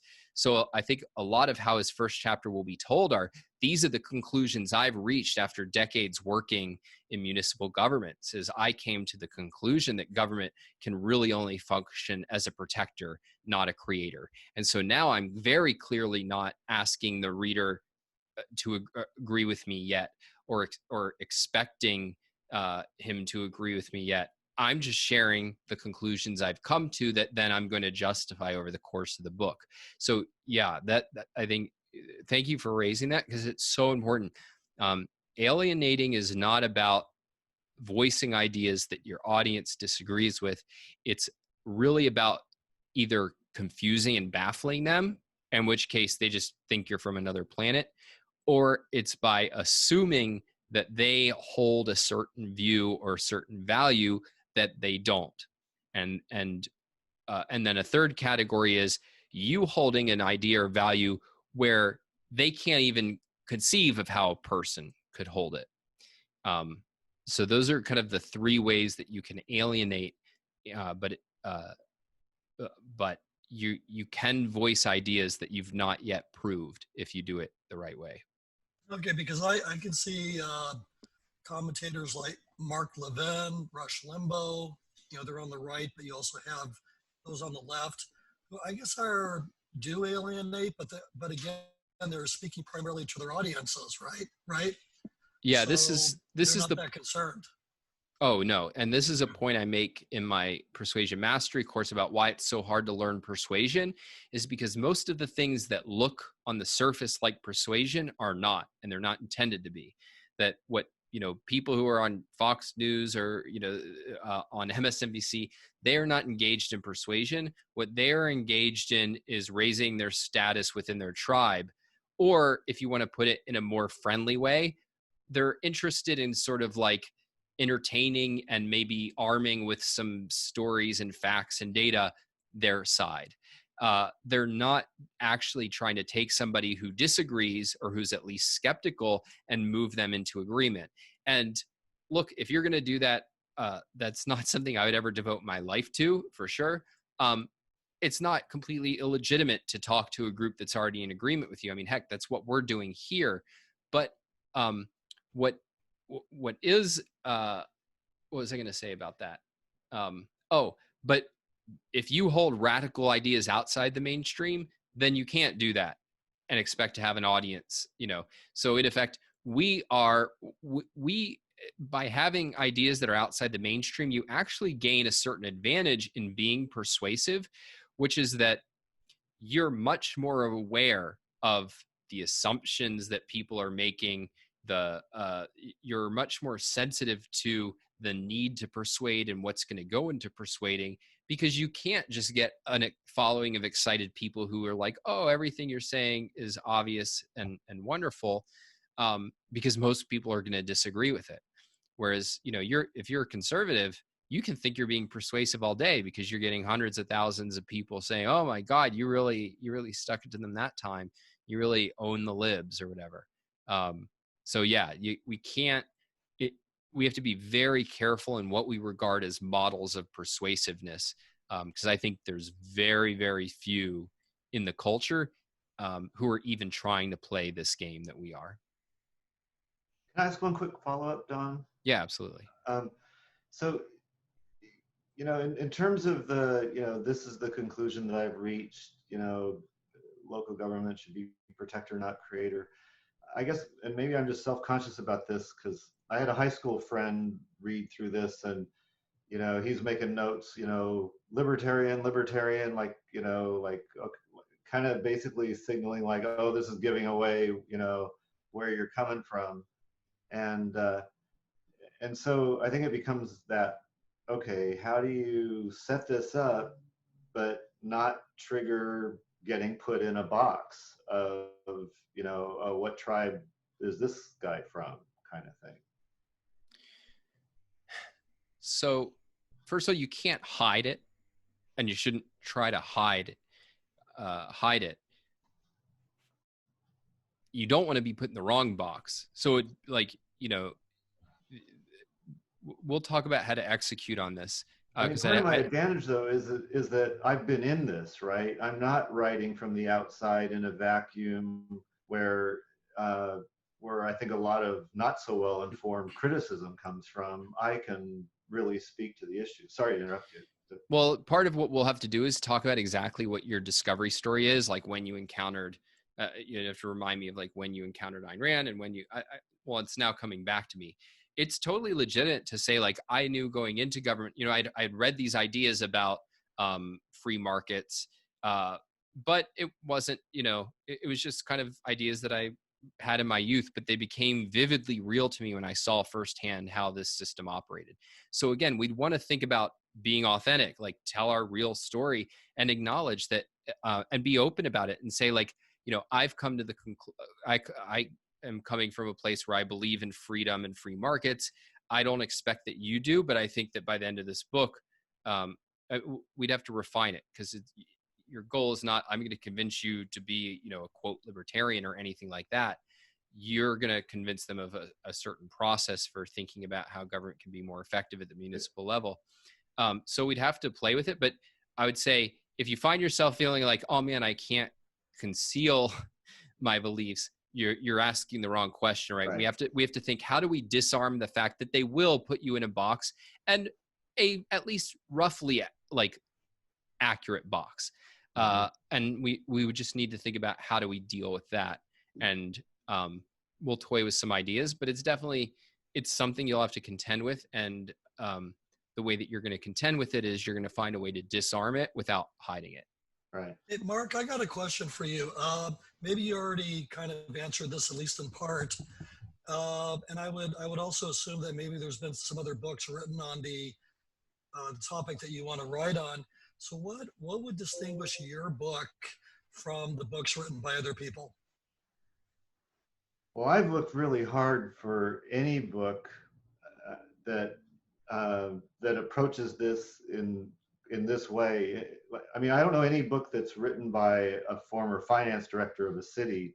Number one, the people that take those jobs, I'm a freak, right? 99.9% of them don't write books, right? And so, the books that are written are, written by, more city manager types, and the influence there is, the real Kantian kind of framework of, how the world works. And they talk about on financial scarcity is the new normal, and this is just the way we have to live with it, and this is just, tragedy of the commons is kind of the governing kind of perspective on how governments need to manage. And so, and you've got maybe some nice, white papers on how you could untangle, land use planning and some specific things. But, this is not a white paper. This is really, to a great extent, my story of, I'm watching all this stuff unfold and how it works, and I'm seeing how misguided it is to keep trying to fix it and to keep dealing with the means of how government does things, and not take a step back and look at the ends, look at the goals, and that the goals should be based on, the reality of what it means to have a monopoly on force, and how that and the role that plays with respect to individuals, the residents. So I'm going to make one more point, and then we'll move on to open Q&A, which is, I think, there's one thing to think about is, to what extent could, in effect, the whole book be told more in story form with arguments and data and everything, but as more of a discovery story of like my journey through and the conclusions that I ultimately came to. And, you know, part of, and part of what you can do to disarm the way that they'll categorize you is you could even start out by saying, like, I'm a firm believer in government. I think government's important. I think government is vital. I think that without government, you know, our ability to live great lives falls apart, and I want governments to be as effective as possible. So like, you can actually be honestly come out swinging pro-government, and part of what it's going to do is you're deactivating that context, because one of the things I think is wrong about libertarianism versus the way objectivism thinks is that it's fundamentally anti-government. Even the people who aren't anarchists are fundamentally view government as an evil. And even if they don't view it as, even if they wouldn't put it as a necessary evil, they'll still have a view of like night watchmen, like just this passive little player. No, government's an active force in the world, defining our rights and protecting them. And that's a noble endeavor. I mean, there's a reason that the founding fathers are viewed not just as a positive light, like, oh, they were, you know, they were some night watchman guys. Like, no, they created a government and that is actively helping people flourish by protecting their rights. So I think you can disarm a lot of that by combining story with highlighting something that people would not expect a libertarian to say.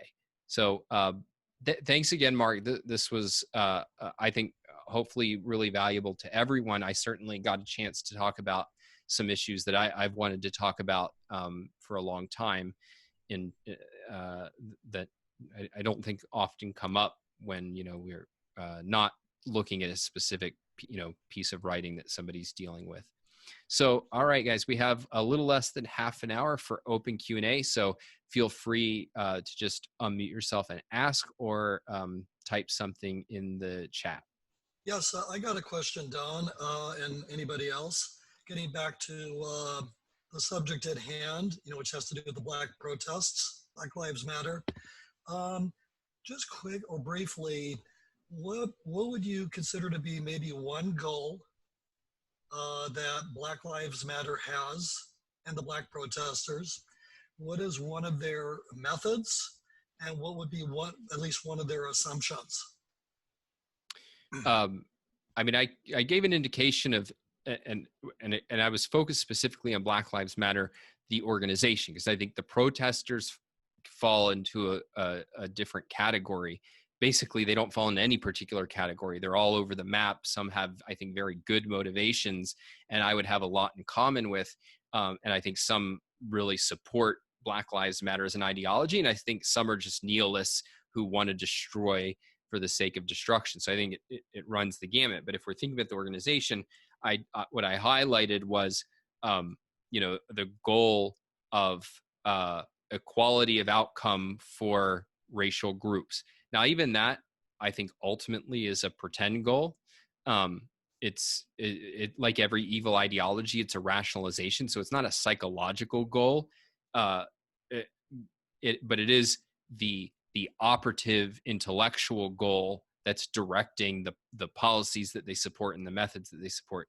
Then the underlying assumption that I raised was that when we see unequal outcomes amongst groups, this is proof of an injustice. And you know, that's what I'm reframing by saying, no, that's not the right way to define the ideal outcome and to prove an injustice. Methods is tricky and often will be tricky. I don't have a clear view. This is part of why I said you don't have to work out all of the framework. For those who aren't familiar, just to give an example of what some kind of methods are that will come up in framing. So, for example, Alex Epstein, when we deal with energy issues, he points out that the way that we think about energy is very biased, so that we only talk about positives for solar and wind, and we only talk about negatives for fossil fuels. And so being biased is a methodological thing. In free market, in debates generally, a very common method that's relevant that we'll encounter is that opponents of free markets will portray or let's call it mixed elements as free. So the healthcare debate, right, is treating what we have today as a free market. And that's part of their methodology. The methodology is not to put genuine free pro-freedom options on the table and then to label semi-free as pro-free. So those are just an illustration of the kinds of things that would come up as methods, but I hadn't worked out a method for this debate. Okay, thank you. Because when I was listening or watching your video that went into the framework, and you brought up methods, goals, and assumptions, I got a little bit confused because when I hear method, in the same context as goal, I think that it's a means of achieving your goal. And I'm not sure if that's what you mean by it, because you also said that it's the way how people view the world. So can you please elaborate? Well, no, methods are methods of thinking. So it's what Ayn Rand called psychoepistemology. It's the habitual way of thinking and arguing and discussing a certain issue. So it's very much the kind of intellectual process that a person is going through by default, that then you want to replace with a better objective method of operating in this realm. Assumptions are, and now from one perspective, all of these are assumptions. They're all kind of like hidden premises. But assumptions specifically, the way that we use them is meaning kind of a cause and effect picture of the world. And goals are the aims of action. So to take another example of assumptions from Alex's work, we'll talk about the perfect planet premise versus the perfectible planet premise. The perfect planet premise is the idea that nature just gives us this perfect bounty and is completely pristine, and all human beings do is mess it up. Whereas the actual true assumption of the causal nature of the universe is that nature gives us a lot of raw materials, but it's insufficient and it's threatening, and we have to improve it in order to flourish. So when you're dealing with assumptions, you're dealing with primarily cause and effect of the way the world works. And I think part of what's throwing you off is that I'm raising as an assumption in this debate that equality of outcome or lack of equality of outcome is proof of injustice. And that's, you could say that equality of outcome is a goal.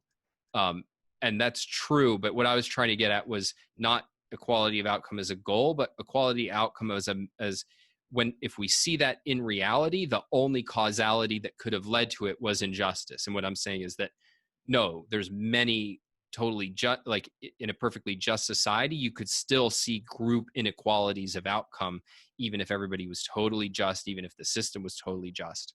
That's what I was trying to highlight. And then, I'm sorry, finally, just to get back to methods again, you say methods of thinking, intellectual process. To me, that sounds like logic. I mean, that's a method of thinking. Are you referring more to like thinking style, like people have different thinking styles? No, so there's this is why I brought up Ayn Rand's term psychoepistemology. So epistemology is the study of knowledge, and then you can think about there's a method, an explicit method that we can follow, which is logic. But typically, what you're dealing with, and when you are framing, is what you're really trying to do is replace a bad psychoepistemology with a conscious good method that the person can follow. So people are being biased in the energy debate. That's their default way of functioning. That's their psychoepistemology. And we are trying to give them an objective method that once they hear it, they're more likely to follow, which is don't be biased. Look at the positives and negatives of all the alternatives. So we're identifying the default way of functioning that most people engaged in the debate are operating by, and we're giving them a conscious method that will empower them to think more clearly in that area despite their default way of functioning. Okay, so one common method of thinking that many people use, no matter what their political views, is that they are dogmatically positioned. They presume that their own side is correct. They engage in a form of confirmational bias. So would that be a method of thinking that they're using when they're not thinking objectively? It certainly can be that but that's typically how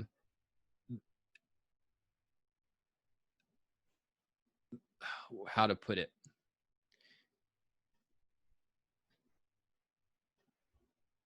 That is something that I would be pointing out in specific instances, like when it came up, like, you keep pointing to evidence that confirms your view, but have you like what would be disconfirming evidence, and does that exist? I don't have a great answer offhand of like what's the principle that distinguishes methodologies that belong when you're thinking of the framework, and which don't. So I'm going to underline this and give it some thought, but I think that's an interesting point to raise. And just one last question, and then I'll try not to hog up too much here.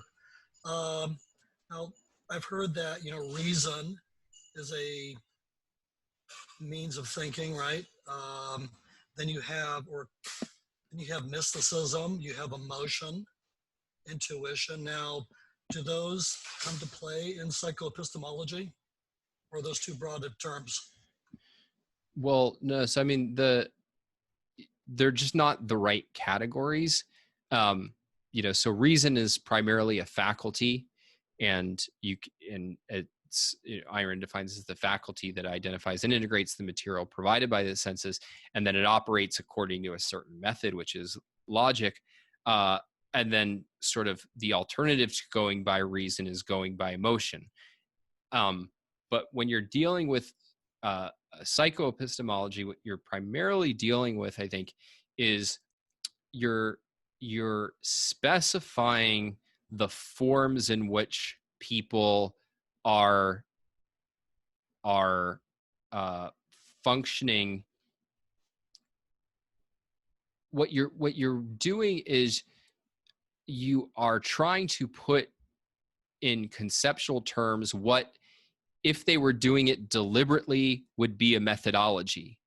So, what we want to cultivate in ourselves is being self-consciously logical in our process. That's the right method to use for thinking. But then if we don't do that, or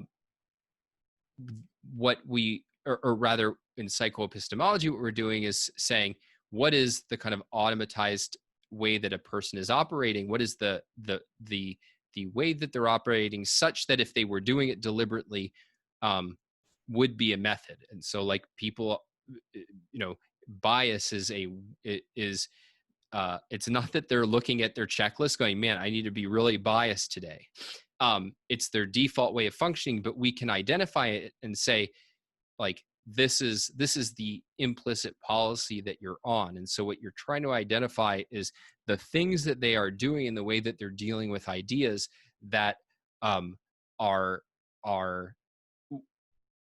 methodological but not self-conscious, and you're trying to replace it with a better self-conscious methodology. Does that answer your question? Yes, it's a tall order, but yes.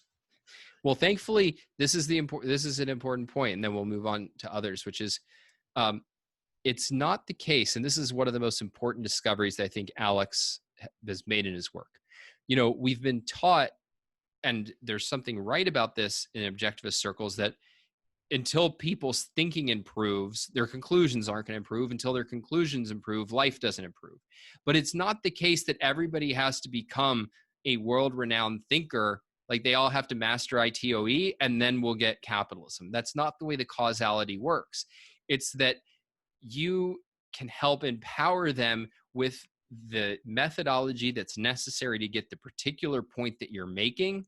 And in that moment, they become a better thinker, and they become able to to see with their own eyes the evidence and the argument for the conclusion in question. In other words, you can on a micro level make people better thinkers just by giving them a targeted method for the conclusion that's under discussion at that moment. And that is actually achievable and really powerful. And so it's true at a meta level that yes, like we need a culture that's better at thinking so that then they can reach better conclusions. But at a micro level, it's not that you have to like solve every thinking problem a person has in order to convince them of better ideas. You can do it in a much more targeted way by identifying the high leverage methodological mistakes that they're making and give them high leverage positive methodological guidance, and then show them how to apply that method to the issue at hand. And that's what's going to make you a persuasive powerhouse. Okay, thank you, Don. Sure. All right. Anyone else on this or any other topic? Andrews had a question in the chat. Oh, thanks. Let's see. I have seen recommendations to know your subject far beyond the constraints of your planned project, yet some good books have been written by people who discovered and rectified their lack of knowledge on a subject in the course of writing a book. Do you have a way of approaching the question of how much you should know before you start a project? So, I mean, ideally more. Like you want to know as much as possible, but it is definitely the case that if you're willing to make the project much harder on yourself, that you can learn as you go. And in fact, from one perspective, you could argue that that's how I wrote Equals Unfair, which is Piketty's book came out, and Yaron and I decided that it like needed an answer, and within a year, I had like delved into all of the research, all of the philosophic influences. Like going into the project, I knew a lot less than I needed to know in order to write it. Now, from another perspective, I knew a lot more, which is I knew a lot about the positive set of ideas that one should hold. And I knew something about many of the specific issues that we addressed in the book. So I'm very skeptical of going into like it completely cold.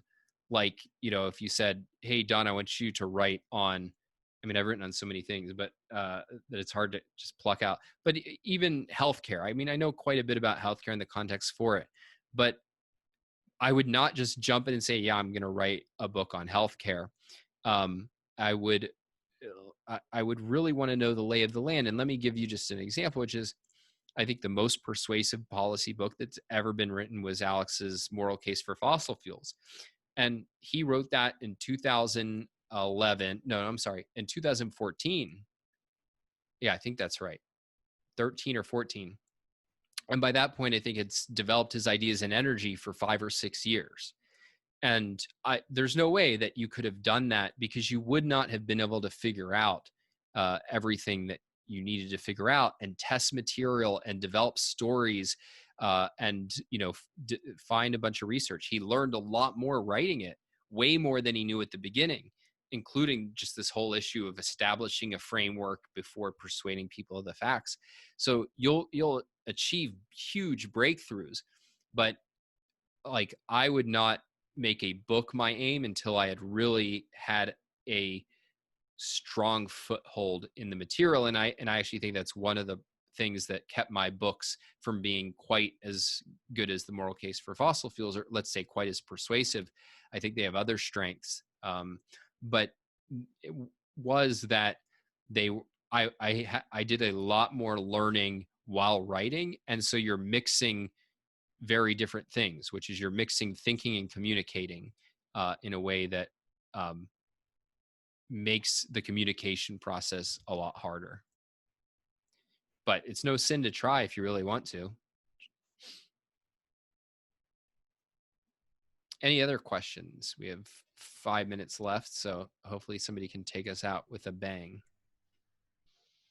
Yeah, I had one, you know, in one of your earlier Persuasion Mastery podcast, you talked about how, you know, it's common to kind of drag the reader through to the point you want to make. And one technique for kind of doing that is asking questions that kind of work for you and what you want to say next, but aren't really the questions that the reader would have.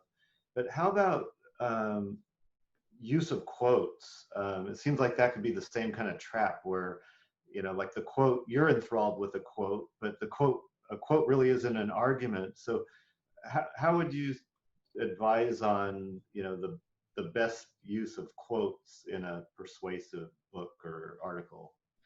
Yeah, so that I've actually thought a fair bit about that, but I haven't talked about it in a long time. So let's see. So one thing is that you really need to have a reason why you're using a quote. And, I think some obvious cases we're going to use quotes is when like you're quoting like material facts or you're responding to an argument. So you're illustrating, yes, this person actually made this argument. But I think what you're raising is more, these are quotes that I really like and agree with. They're not like necessary per se to get the point. And I think in part it's a stylistic issue. Some people want to write much more in their own voice. Other people like to pepper it with like memorable quotes and references and things that have meant a lot or clarified things a lot for them over the years. Like if you look at the difference between Alex and me, one of the differences is I'm much more likely to quote and pepper things with a lot of quotes that I do like. A couple things to watch out for though.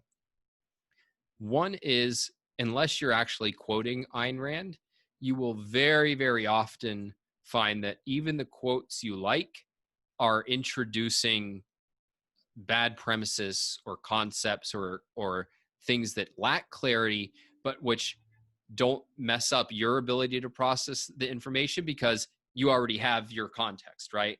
But like, for instance, I remember, there were several times I was quoting Ludwig von Mises in drafts of my books. And Onkar, not in every case, but in a couple cases, pointed out like, well, no, like there's this very subtle way in which he's completely misframing the issue and on bad philosophic premises. So one thing is just to be watchful that you're doing that.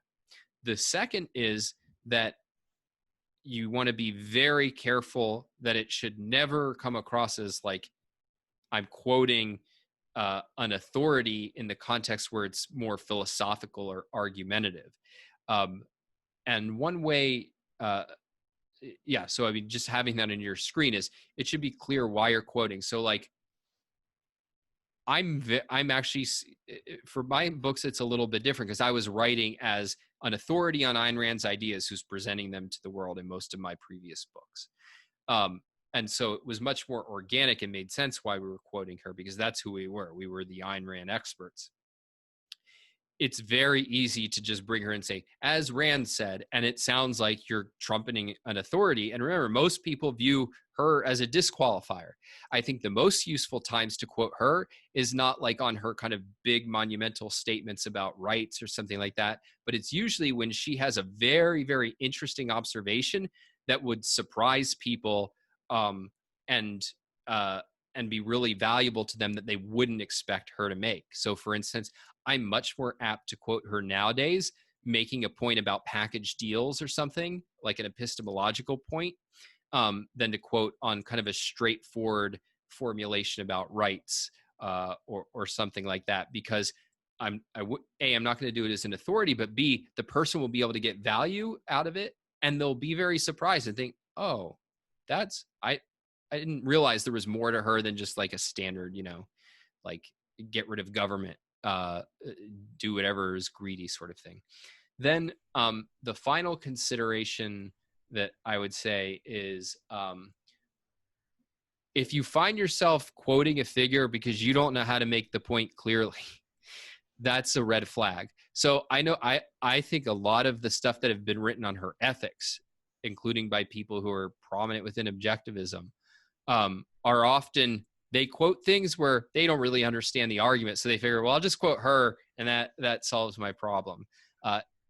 If you're motivated to do that, like, I totally get that. I'm confused by a lot of things too, but then that should just be either I shouldn't be writing about this, or I need to figure it out before I use it. And then you're quoting to reinforce in a more memorable way somebody who's incredibly poetic and powerful, a writer. So those are some thoughts, and you can quote me on that. All right, guys, this was really awesome. I'm so happy you guys made it. You asked amazing questions. Special thanks to Mark for letting us delve into his work. I don't think a lot of these issues would have come up without that. So I've been really happy, and I really encourage you to share this with other people if you found it valuable, and start to build an audience for these things so that we can all just continue to improve as communicators as fast as possible. So, all right, good luck to everybody. Feel free to hit me up with any questions or feedback over email at don@donswriting.com. And I will hopefully see you again in more or less 2 weeks. Thank you, Don. Found it very valuable. Awesome. Take care, everybody.